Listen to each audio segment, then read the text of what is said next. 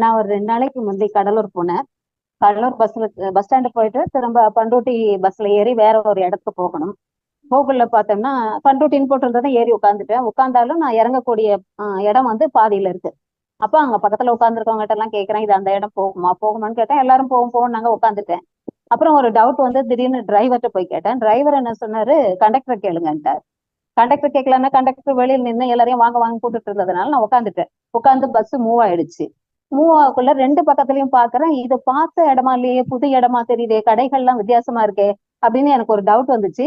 திரும்ப போய் அப்போதான் போய் கண்டக்டர்கிட்ட கேட்கறேன், சார் இது இந்த இடத்துக்கு போகுமான்னு. ஏமா முதல்ல கேட்டு ஏறக்கூடாதா அப்படின்னு சொல்லி இறக்கி விட்டாங்க. இந்த மாதிரி அப்படி இறக்கி விட்டு நான் அதுக்கப்புறம் பஸ் பிடிச்சு வந்து வேற இடத்துக்கு போக வேண்டிய இடத்துக்கு போறேன்.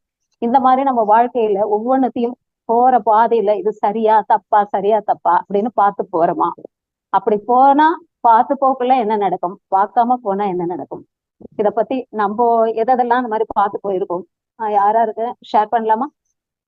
இந்த மாதிரி மத்தவங்க கிட்ட எல்லாம் இந்த மாதிரி அனுபவம் ஏதாவது இருந்தா ஷேர் பண்ணலாம். எதெல்லாம் நம்ம ஒரு ஒரு காரியம் செஞ்சதுக்கு அப்புறம் நம்ம அந்த ஆக்ஷன் எடுத்திருப்போம், அதுக்கப்புறம் அச்சச்சே நம்ம பார்த்து செஞ்சிருக்கலாமே, நம்ம கரெக்டா தெரிஞ்சுதான் நல்லா கரெக்டா தான் போறோம்னு போனா ஆனா தப்பு இருந்துச்சு, அப்படி அந்த மாதிரி எக்ஸ்பீரியன்ஸ் தான் ஷேர் பண்ணலாம். ஸ்கோபி சொல்லலாம், மத்தவங்க ரெடியா இருக்கலாம். நான் 12th படிக்கும்போது சேலத்துல இருந்து திருப்பத்தூர் வரணும் சார். அப்ப என்னாச்சுன்னா திருப்பத்தூர் நிக்கிற பஸ் எல்லாம் தான் நின்னுது. அந்த பஸ்லயும் திருப்பத்தூர்னு போட்டிருந்தது. நான் அதுல ஏறி உட்காந்துட்டு இருக்கேன். எடுக்கிறதுக்கு கொஞ்ச நேரத்துக்கு முன்னாடி கேட்டார், எந்த ஊருக்கு போறீங்க? நான் திருப்பத்தூர் போனோம் அப்படின்னு. எந்த ஊருன்னு? இந்த மாதிரி வேலூர் போவாங்க, அந்த வேலை இருக்கும். இல்ல இந்த பஸ் வந்து வேற ஒரு திருப்பத்தூர் போகுது, நீங்க வந்து இன்னொரு பஸ்ல ஏறிப்போங்க அப்படின்னு சொன்னார். ஒருவேளை நான் நீ ஏறி இருந்தேன்னா வேற ஒரு இடத்துக்கு போயிருப்பேன். அந்த நேரத்துல என்கிட்ட காசும் கிடையாது, எதுவுமே கிடையாது, ரொம்ப ஸ்ட்ரகிள் ஆயிருக்கும். ஸோ அவர் சொன்ன அந்த ஒரு விஷயம் வந்து என்ன ஒரு பெரிய இதா எடுத்துச்சு. அடுத்து வந்து சேஃபா வந்துட்டேன்.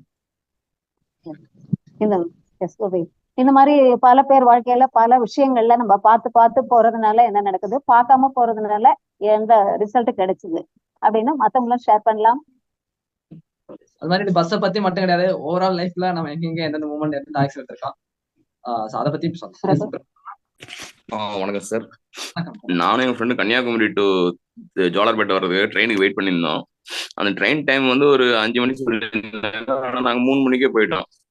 அந்த ஒரு ட்ரெயின் வந்து நின்றுச்சு. நானும் அது கேட்கல, இது என்ன ட்ரெயின் எங்கன்ட்டு ரொம்ப நேரம் உட்காந்துட்டு நான் சொன்னேன். அவர் சொன்னார் பக்கத்துல அது கேட்கலாங்க, அதெல்லாம் கேட்கல, எனக்கு தெரியாத டைம் கம்முன்னு இருங்க அப்படின்னு சொல்லிட்டு கடைசியா பார்த்தா நாங்க போக வேண்டிய ட்ரெயின் காலியா அந்த ட்ரெயின்ல இருந்து கூட்டம் ஏற வரைக்கும் பார்த்துட்டு அதுக்கப்புறம் நாங்க ஸ்டாண்டிங்ல வந்தோம். அப்ப நினைச்சு பார்த்தோம், முதல்ல கேட்டிருந்தா நமக்கு ஏன் கிடைச்சிருக்கோம் அப்படின்னு. நன்றிங்க சார்.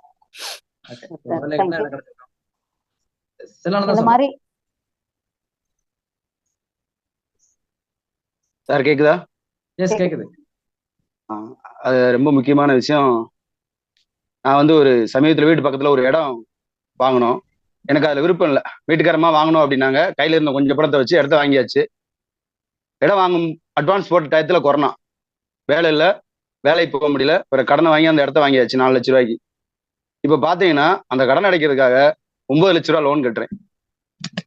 அடுத்தடுத்து கடன் அதிகமாயிருச்சு. அப்ப அந்த நேரத்துல அந்த தப்பு வந்து பண்ணாம இருந்திருந்தா எப்படி இருந்திருக்கும்? அந்த விஷயத்த நான் இங்க பாக்குறேன். அது சரியா தப்பா அப்படின்னு பார்த்தோன்னா பண்ணியாச்சு. பண்ண பிறகு அதை பத்தி யோசிக்கவே முடியல. இப்ப கட்டாயம் அதை பண்ண வேண்டிய சூழ்நிலைக்கு தள்ளப்பட்டது மாதிரி ஆயிடுச்சு. Okay sir.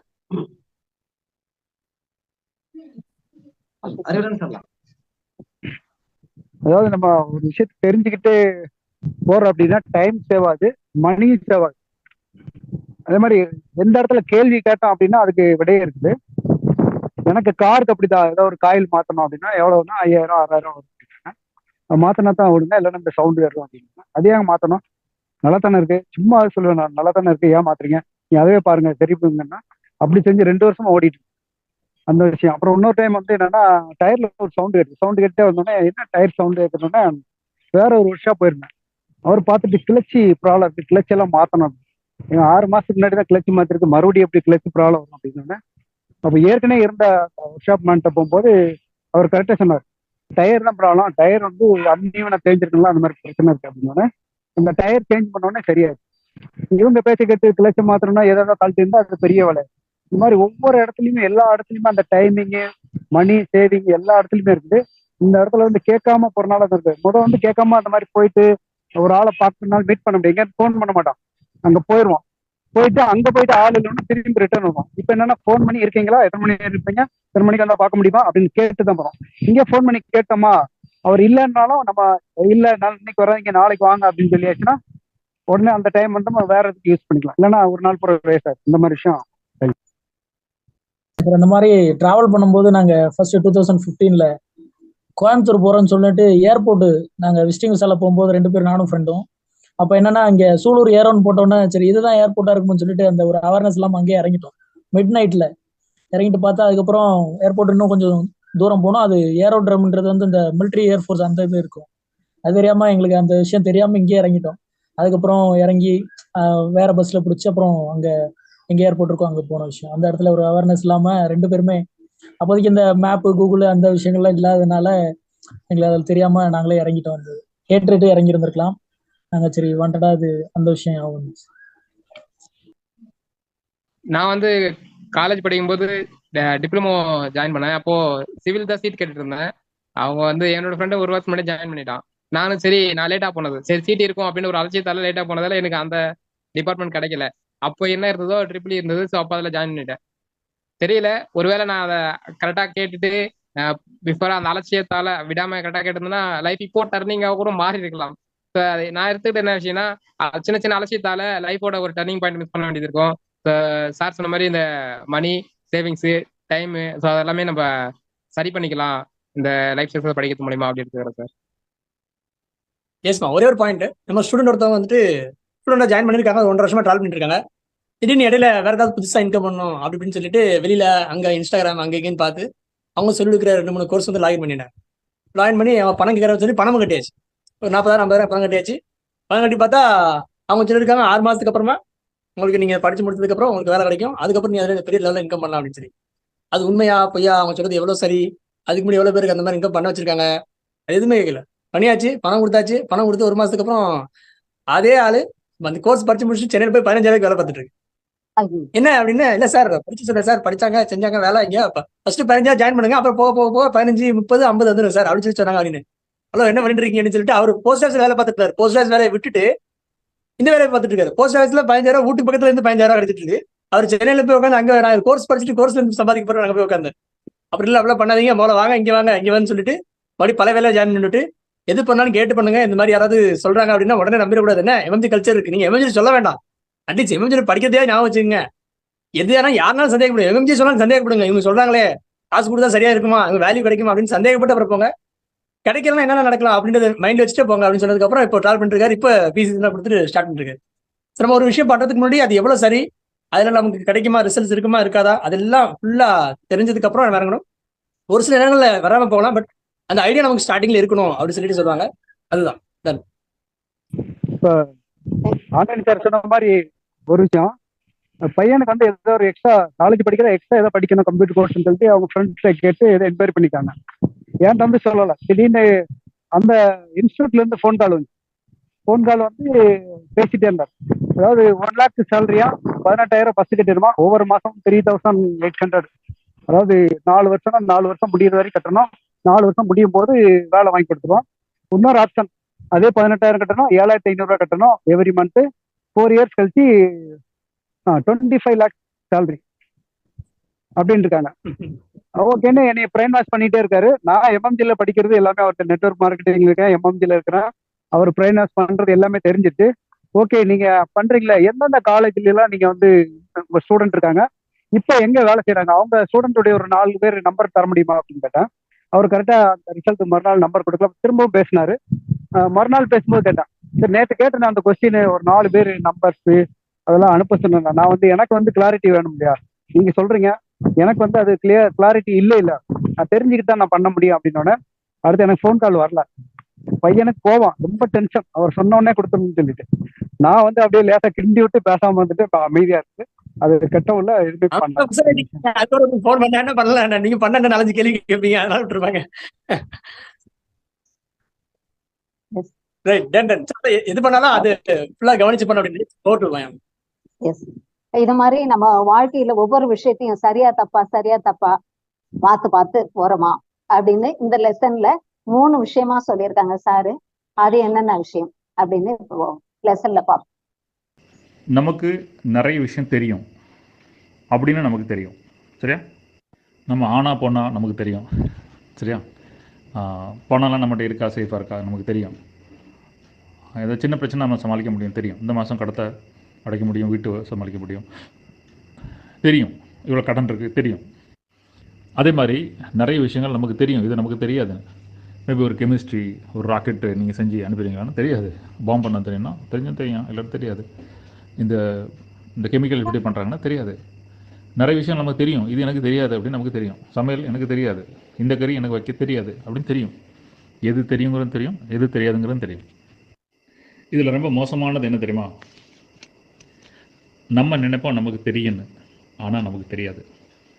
இதுதான் உலகமே முட்டாளா ஜெயிக்க முடியாமல் தோந்து போகிற, திக்கு திணறி அடிக்கிற ஒரு விஷயம். இந்த ஒன்று தான் நமக்கு தெரியும் அப்படின்னு, ஆனால் உண்மை என்னென்னா நமக்கு தெரியாது. நிறைய வருஷங்கள், காலங்கள் எல்லாம் தொடர்ந்து போன ஒரு காலத்தில் ஏன் இவங்களாம் இப்படி இருந்தாங்க, ஏன் இவங்க வாழ்க்கையை தொலைச்சிட்டாங்க, ஏன் இவங்க வாழ்க்கை இவ்வளோ கஷ்டப்படுது அப்படின்னு தெரியுன்னா, அவங்க நினச்சிட்டு இருக்காங்க அவங்களுக்கு தெரியும்னு, ஆனால் உண்மை என்னென்னா அவங்களுக்கு தெரியாது. அடுத்த பாயிண்ட்டு, நிறைய பேர் எந்த விஷயம் நமக்கு தெரியாதுன்னு அவங்களுக்கு தெரியாது. சரியா? இப்போ நிறைய பேசும்போது நான் சூப்பராக வெல்டிங் பண்ணுவேன் சார், ஓகே. நான் சூப்பராக இன்டீரியர் பண்ணுவேன், ஓகே. நான் சூப்பராக வயரிங் பண்ணுவேன், நான் வாட்டர் பியூரிஃபையர் சூப்பராக பண்ணுவேன், ஓகே. அதனால் அந்த பிஸ்னஸ் பண்ணிகிட்ருக்கேன், ஓகே சூப்பர்.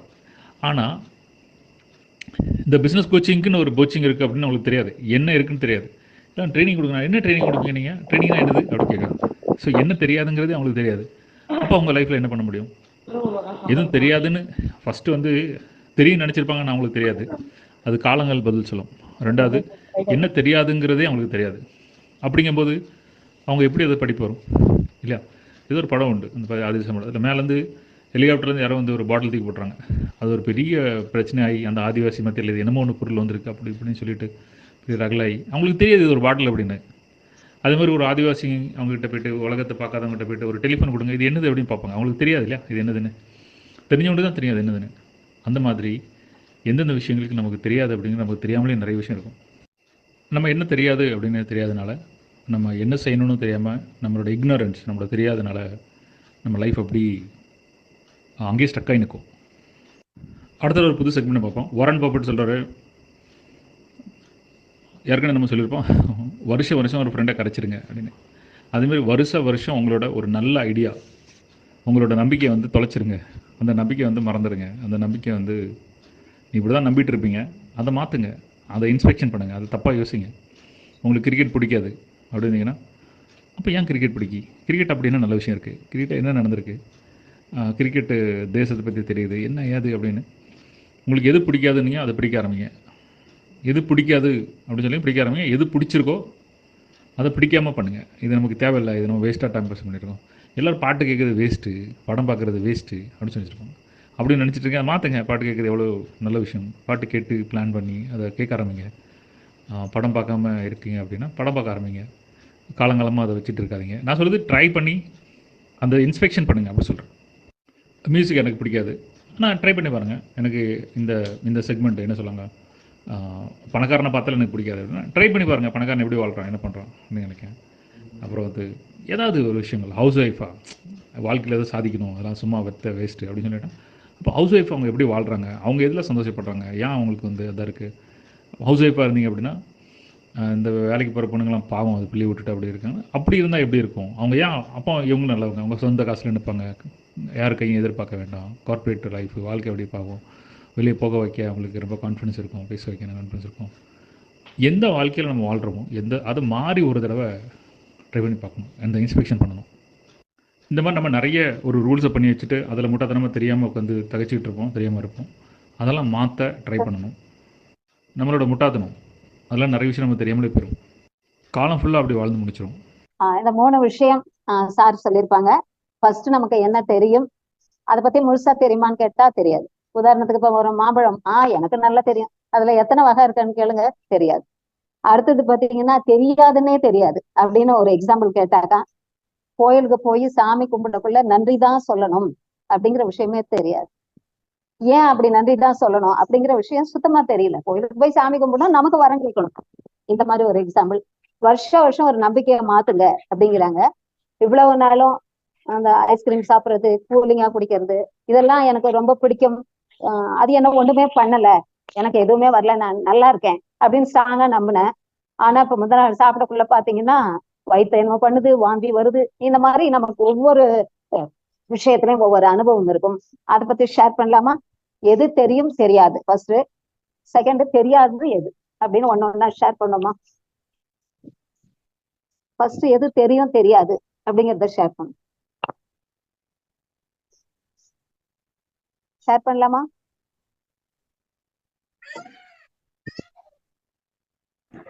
இப்போ நான் விஷயத்துல இப்ப தெரியும் தெரியாது அப்படின்றது எம்எம்ஜில ஏன் படிக்கிறோம்? நெட்வொர்க் மார்க்கெட்டிங் தெரியும், ஆனா தெரியாது. எப்படி பேசணும்னு தெரியாது. எப்படி பேசணும்னு தெரிஞ்சுட்டாலும் நம்ம டெக்ஸ்ட் ஆயிப்போம்ல. ஏன் எம்எம்ஜில ட்ரைனிங் எடுக்கிறோம்? ஆனா எல்லாமே எனக்கு தெரியும், சீக்கிரத்தை பேச தெரியும், ஆனா எப்படி பேசணும்னு தெரியாது. அந்த மாதிரி விஷயம் தான் நான் பாக்குறேன். நிறைய நெட்டமோட்டி லீடர்ஸோட மைண்ட் வாய்ஸ் சொல்ற மாதிரியே தெரியுது எனக்கு. ரைட்டு, சுரேஷ் சொல்லுங்க. கொஞ்ச நாளைக்கு முன்னாடி டயபெட்டிக் அப்படின்னா எனக்கு எல்லாம் தெரியும். சர்க்கரை வியாதினா சர்க்கரைனால வருது, சர்க்கரைனாலதான் வருது அப்படிங்கிறது எனக்கு தெரியும். ஆனா உண்மையில சர்க்கரை சாப்பிட்றவங்களுக்கு தான் சர்க்கரை வியாதி வருதா அப்படின்னு பார்த்தா அது எனக்கு தெரியாது. வேற ஒரு ரூபத்துல வந்துட்டு இருக்குது. சர்க்கரை வந்து சர்க்கரை சாப்பிட்றதுனால வர்றது இல்ல. இன்னைக்கு தெரியுது படிக்கும் போது, நம்ம சாப்பிட்ற கார்போஹைட்ரேட் தான் குளுக்கோஸா கன்வெர்ட் ஆகி சர்க்கரை வியாதி வருதுங்கிறது இன்னைக்கு தெரியுது. இந்த மாதிரி இன்னும் வேற யாரும் ஷேர் பண்ணலாமா? பல பிரபு இருக்காங்க.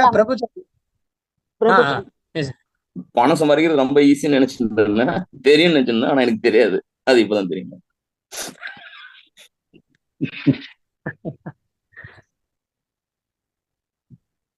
ஓகே, மத்தவங்க சொல்லலாம். 70 பேர்கிட்ட இருக்கோம்.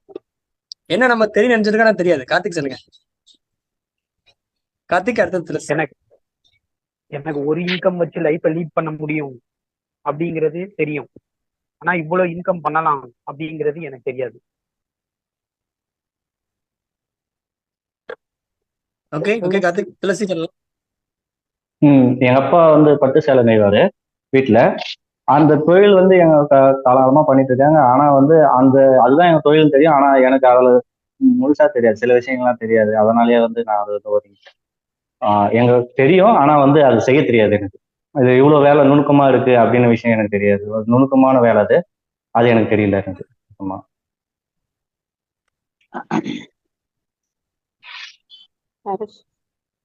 மத்தவங்க ஷேர் பண்ணலாமா? நெட்வொர்க் மார்க்கெட்டிங்ல வருமானம் இருக்கு அப்படின்றது தெரியுங்க சார். ஆனா இத்தனை வகையான வருமானம் இருக்குங்கிறது தெரியாதுங்க சார். உள்ள வந்ததுக்கு அப்புறம் டிராவல் ஆரம்பிச்சதுக்கு அப்புறம் தான் சார் நிறைய வருமானம் இருக்கு. ஸோ ஒரே ஒரு வேலை செய்யறோம், பல வகையில வருமானம் இருக்குங்கிற ஒரு விஷயம் வந்து நெட்வொர்க் மார்க்கெட்டிங் உள்ள வந்ததுக்கு அப்புறம் தான் சார் தெரிஞ்சுக்க முடியுது. ஓகே ஓகே தனராஜ், ஸ்பீடாக சொல்லலாம். மாயமா உங்களுக்கு தெரிஞ்சதுன்னா நீங்க காலர் கூப்பிடலாம். யாராவது பேசணும் பேசலாம், கீழே வரும். சொல்லுங்க சார். சார், நம்ம மத்தவங்க கிட்ட பேசும்போது அவங்கள வந்து கன்வின்ஸ் பண்ணி பேசுவோம். அது நமக்கு வந்து தெரியும் அவங்க கன்வின்ஸ் ஆயிடுவாங்கன்ட்டு. சரி, நமக்கு வந்து தெரியாது அவங்க கன்வின்ஸ் ஆக மாட்டாங்கன்னு. ஆனா அது வந்து நம்ம தெரியும்ன்றது நினைச்சுப்போம். அடுத்து பால்கண்ணன், நீங்க ஷேர் பண்ணலாம். நம்ம வேலை எந்த வேலையும் ஸ்டார்ட் பண்ணும்போது அந்த வேலை நம்மளுக்கு வந்து ரொம்ப கஷ்டமா இருக்குன்ற மாதிரியே தெரியும், அந்த மாதிரியே இருக்கும். அப்புறம் அந்த வேலையை கொஞ்சம் செய்ய செய்ய அந்த வேலை வந்து ஈஸியா இருக்கும் அப்படின்றது அதுக்கப்புறமா தான் தெரியும். அந்த மாதிரி விஷயம். ராஜா, நீங்க ஷேர் பண்ணலாம். Okay madam. எனக்கு தெரிஞ்சது வந்து ஒரே ஒரு இன்கம் தான் பண்றேன்னு தெரியுங்க. அதுவும் வந்து பணம் சம்பாதிக்க ரொம்ப கஷ்டம்னு தெரியும். ஆனா நம்ம எம்எம்ஜில வந்து ஜாயின் பண்ணிட்டு தான் அதுல வந்து 7 வகையான இன்கம், 11 வகையான இன்கம் பத்தி இவ்வளவு எல்லாம் சம்பாதிக்க முடியுமா மல்டி லெவல்ல அப்படின்ட்டு கத்துக்கிட்டேங்க. தெரிஞ்சது இதுல கத்துக்கிட்டேங்க. வேற யாரும் ஷேர் பண்றோமா? நம்ம எல்லாருக்குமே தெரியும் பணம் தான் முக்கியம், அது வேணும்னு தெரியும், ஆனா எப்படி சம்பாதிக்கணும்னு தெரியாது நமக்கு. வேற யாரும் ஷேர் பண்றோமா? நான் ஷேர் பண்றேமா? பண்ணு. நெட்வொர்க்ல மட்டும்தான் நிறைய வருமானம் சம்பாதிக்க முடியும் அப்படின்றது தெரியும், ஆனா எப்படி எல்லாம் அப்படின்றது எனக்கு தெரியல. சுப்ராஜ், நீங்க ஷேர் பண்ணலாம். நான் எனக்கு ஆடு மேய்க்கிற தொழில அந்த தான் இருக்கும் அப்படின்னு நினைச்சு எனக்கு தெரிஞ்சு அதான் பண்ணிட்டு இருந்தேன். ஆனா எம்எம்ஜிக்குள்ள வந்த பிறகு இதை விட நிறைய வகை இன்கமும் ரெடி பண்ணலாம், நிறைய சாதிக்கலாம் அப்படிங்கிறது எம்எம்ஜிக்குள்ள வந்த பிறகு எனக்கே தெரியாது. Okay okay. அதாவது நம்ம கூட இருக்கக்கூடிய நபர்கள், நம்ம ஒரு டீம்ல இருப்போம், நம்ம கூட இருக்கக்கூடிய நபர்களுக்கு வந்து எல்லாமே தெரியும் அப்படின்னு நினைப்போம், இல்ல தெரியாதுன்னு நினைப்போம். அவங்களுக்கு தெரியாது, நமக்கு தான் எல்லாம் தெரியும். ஆனா பாத்தீங்கன்னா அவங்க நம்மளை விட நிறைய விஷயங்கள் தெரிஞ்சு வச்சிருப்பாங்க. யாரையுமே ஃப்ரீ ஜட்ஜ்மெண்ட் பண்ணக்கூடாது அப்படிங்கிற விஷயங்கள் வந்து எம்எம்ஜி அட்டன் பண்ண பிறகு புரியுது. Thank you ma'am. ஓகே ஓகேம்மா. சந்தியா நீங்க ஷேர் பண்ணலாம், ஷேர் பண்ணுங்க. பிசினஸ்னா ஃபர்ஸ்ட் உள்ள வரும்போது ஈஸி நினைச்சிட்டு இருந்தேங்க மேம். ஈஸி அப்படின்னு நினைச்சிட்டு இருந்தேன். அது உள்ள வந்ததுக்கு அப்புறம் தான் தெரிஞ்சது அது ரொம்ப கொஞ்சம் காம்ப்ளிகேட்டடு அப்படின்னு. அதை புரிஞ்சுக்கிட்டா ஈஸி, புரியலன்னா ரொம்ப கஷ்டம் அப்படிங்கறத தெரிஞ்சுக்கிட்டேன்.